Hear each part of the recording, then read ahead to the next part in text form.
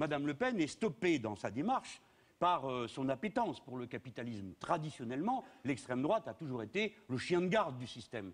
Elle ne s'attaquera jamais à ça. Elle ne dit jamais le problème c'est le banquier, c'est celui qui accumule, c'est l'immigré, c'est le voleur de mobylettes, c'est celui qui n'a pas la religion qu'elle a elle-même. Voilà comment, par toutes sortes de diversions, elle détourne l'attention de ce qui est le sujet principal de la vie de la société, partager la richesse.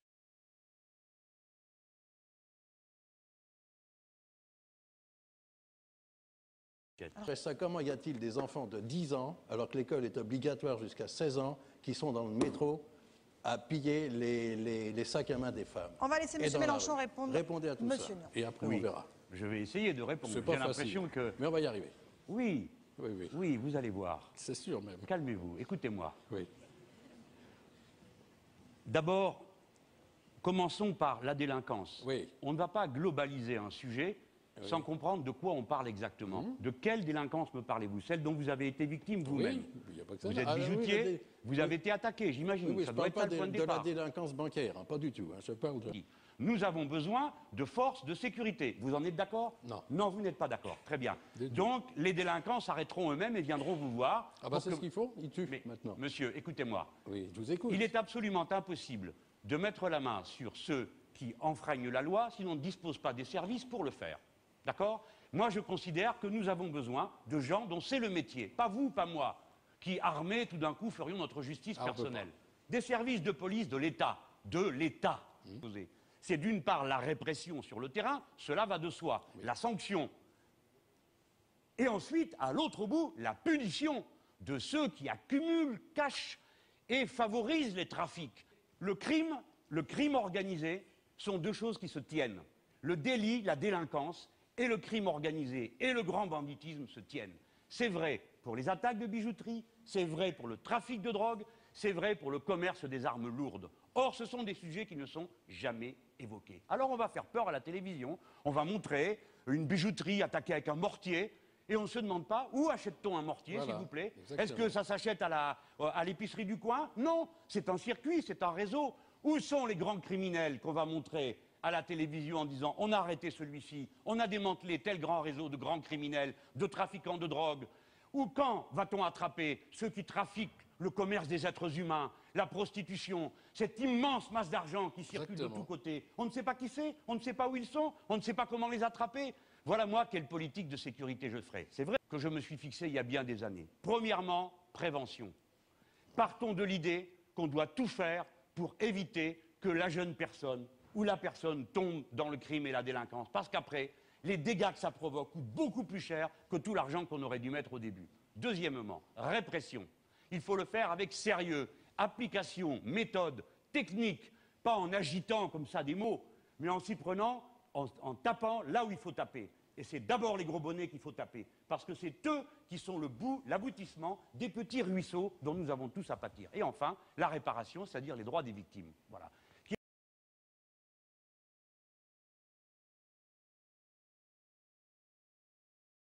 SMIG. Je suis carrément en dessous du Bien SMIC. sûr. Moi, je touche un salaire d'environ 700 € par mois. Parce que vous avez un temps complet? Non, pas du tout. Vous avez un temps partiel, Donc, je n'est-ce pas? cumule, je suis payé en chèque emploi-service, donc je suis obligé plus ou moins de cumuler plusieurs emplois et à l'heure actuelle d'arriver à un salaire de 700 €.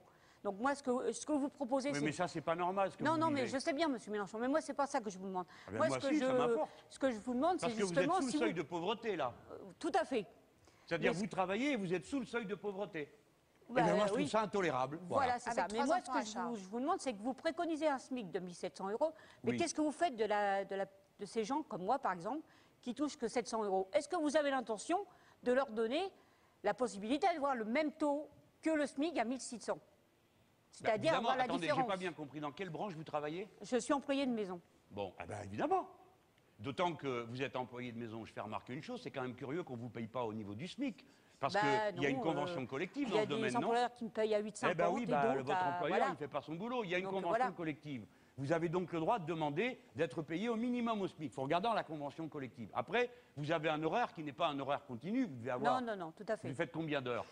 Ça dépend de Voilà. l'employeur. Non, Voilà. mais tout ça, voilà. Moi, je ne suis pas d'accord avec tout ça. Et votre employeur, lui, comme il paye en chèque service, il se fait rembourser la part qui vient de ses cotisations sociales. Donc, s'il veut avoir quelqu'un à son service qui fait le travail à la maison, il faut le payer. Voilà ce qu'il faut que les gens se disent. Il y en a assez de presser les gens comme ça et de les étouffer. Vous voyez, madame, pourquoi je pense que l'augmentation des salaires est la solution. Quand vous augmentez le SMIC, petit à petit, ça prend 2 ans et demi, 3 ans. Tous les autres salaires intercalaires augmentent. Donc, quand vous avez du salaire, vous, madame, vous avez 700 €. Mettons que vous en ayez, vous passez au SMIC aujourd'hui, 1000. Madame, est-ce que les 300 de différence, vous allez appeler votre banquier et dire « Passez-moi le conseiller financier, quelles actions dois-je acheter pour 300 €? Bien sûr que non, vous n'allez pas faire ça. Vous allez vous précipiter pour acheter du meilleur manger que celui auquel vous avez accès. Donc vous pourrez mieux payer la viande qui est produite. Où est passée la dame qui en produit? Voilà. Hein, vous pourrez mieux la payer. Et par conséquent, vous voyez que votre augmentation de salaire, au bout de la chaîne, fait une deuxième personne heureuse. C'est l'éleveur, c'est celui qui produit. D'accord, normale, décente, qui permet d'être déjà au-dessus du seuil de pauvreté. C'est pas normal de travailler et de vivre comme un pauvre. Il y a 8 millions, on a dit, de pauvres dans le pays. Donc, le RSA, je n'ai qu'une hâte, c'est qu'il n'y en ait plus. Donc, mais on remplace par quoi? Parce qu'il y a des gens qui en vivent du RSA. Oui, voilà. Là, il y a le RSA. Très bien, il est là, il faut augmenter les minima sociaux. Mais moi, mon but, ce n'est pas les minima sociaux et ce n'est pas tout ça. C'est du travail. Et je dis que nous pouvons créer des dizaines de milliers d'emplois dans ce pays. Et certainement pas en faisant où est passée la dame, la personne qui a parlé tout à l'heure d'apprentissage.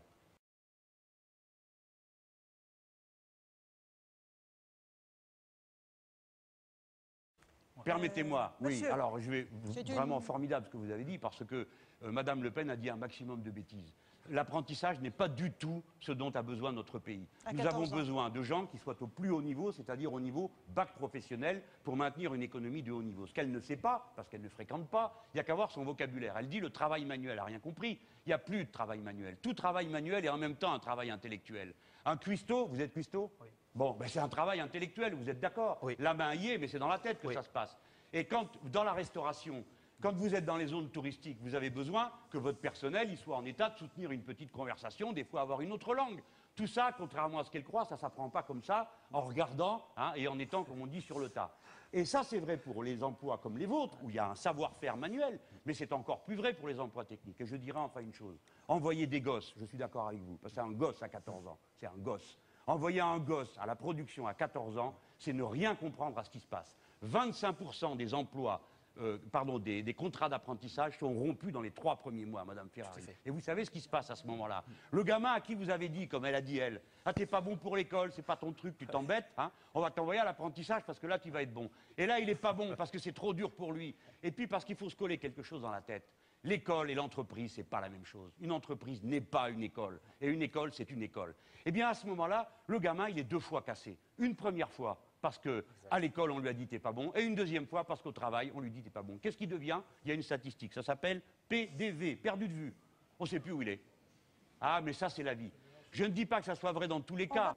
Dans les ZEP. Tout ça est passionnant. Je prends d'abord le premier point, le travail que vous faites. Il doit nous faire tous réfléchir et découvrir quelque chose d'essentiel. Un peu d'amour, un peu de fraternité, souvent améliore tous les résultats de ce qu'on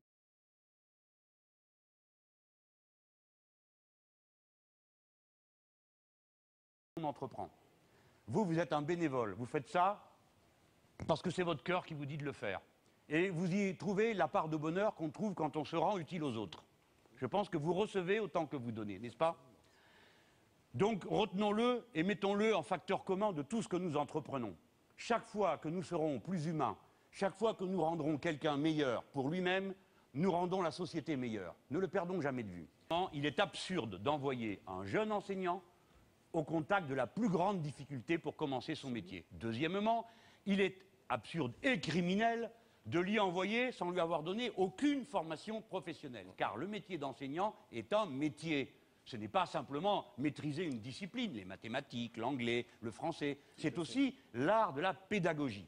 Nous avons un problème dans notre pays, j'estime que la recherche pédagogique n'occupe pas la place qu'elle devrait avoir.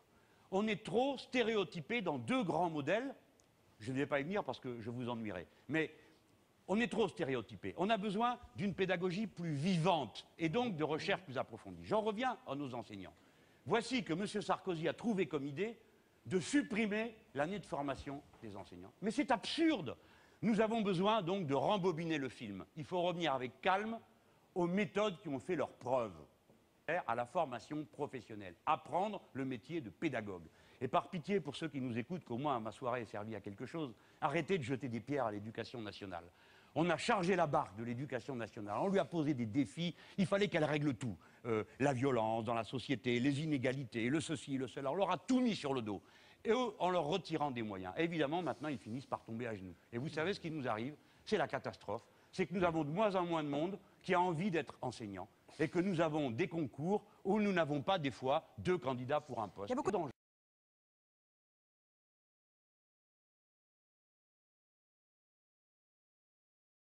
Et peut-être que vous tous, vous ne l'avez pas assez vu. Et jusque dans ses provocations, quand elle a commencé à mettre en cause cette histoire de viande halal, qui est grotesque, grotesque. Voilà, un pays avancé, développé, en train de discuter de quoi? Des méthodes d'abattage dans les abattoirs. Je reconnais que c'est tout à fait important. Et elle n'est pas la seule à en parler. Oui, oui, mais elle a mis le doigt dans quelque chose, elle a bien roulé tout le monde. Parce que le communautarisme, la détestation d'autrui, ça commence toujours par des aspects physiques. On commence par trouver la couleur bizarre, et puis les habitudes alimentaires bizarres. Quand vous l'écoutez, on croirait que quand on mange de la viande halal, on tombe malade, ou on attrape de l'islam par le manger. Et en même temps, elle a réussi un coup double, parce qu'elle a réussi à faire poser question, d'une manière générale, sur l'abattage de cette manière. Vous en parlez, passez là jusqu'au bout de ce que vous racontez. Voilà. Mais tout de même, et vous êtes tous là à discuter de ces bêtises. C'est vous qui en avez parlé, hein, de la Mais viande halal. j'ai pas bien prononcé. sûr, mais j'en parle parce qu'on n'y est question que de ça dans les médias depuis bientôt, tantôt 8 jours. Et cette femme, elle est pour la peine de mort. Donc ça ne lui pose aucun problème d'envoyer à l'échafaud un être humain, mais ça lui pose un problème inouï, la souffrance des bêtes que l'on égorge. Ce sont des histoires. Elle a fait ça pour provoquer la discorde entre les Français, la haine entre les uns et les autres. Voilà tout ce qu'elle est bonne à faire. Donc il faut la combattre d'arrache-pied.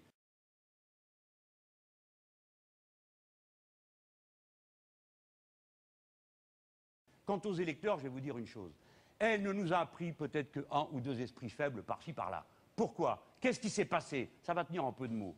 Il y a toujours eu 30% des ouvriers qui ont voté à droite, et ils ont bien le droit de voter à droite s'ils ont envie. Ce n'est pas la guerre civile dans ce pays. D'accord? Et à notre sommet de gloire, 70% votaient programme commun et avec nous. Voilà.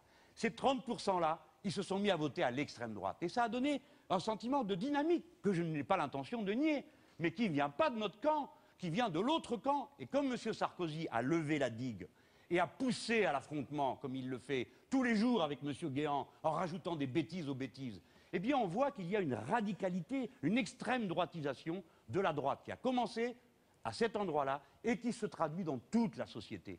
Jusque dans les sommets, les belles personnes parfumées aussi commencent à être extrême droitisées. Une autre Suivante. Regardez où nous en sommes en Grèce. Il aura fallu attendre 9 plans d'austérité et la quasi-destruction du pays pour que maintenant on s'aperçoive, dans les enquêtes d'opinion, que vient en tête les partis de l'autre gauche, c'est-à-dire l'équivalent du front de gauche là-bas. Alors à tous, je vous dis la chose suivante. Abrégez vos souffrances. Épargnez-vous 9 plans d'austérité, venez directement à nous. Monsieur- Pour quelle raison voudriez-vous que j'aille me coller dans un gouvernement Hollande-Réou pour venir 3 ou 4 jours après expliquer, écoutez, la retraite, je vous ai expliqué pendant 6 mois qu'on pouvait la donner à tout le monde, mais finalement, à changer d'avis, on la donnera à personne, et ainsi de suite. Non.